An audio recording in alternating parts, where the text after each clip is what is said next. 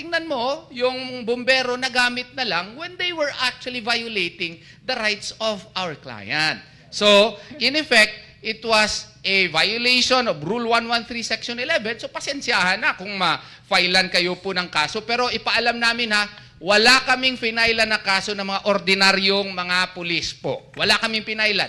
Ang mga general po ang aming finailan at mga kernels na nandun na nagbigay ng order po. At saka po, si Secretary Abalos kasi siya naman po ang DILG Secretary. Walang personalan po ito kasi nangyari yun na involving 4 different regional commanders.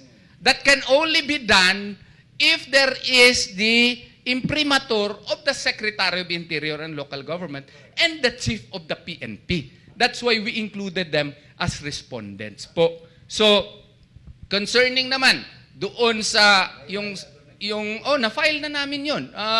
May pahabol pa nga na mga ibang kaso pa, no? Pero as to violation of unlawful arrest under Article 269, Article 128 at saka ibang Article 132 interruption of religious worship, na file na namin 'yon.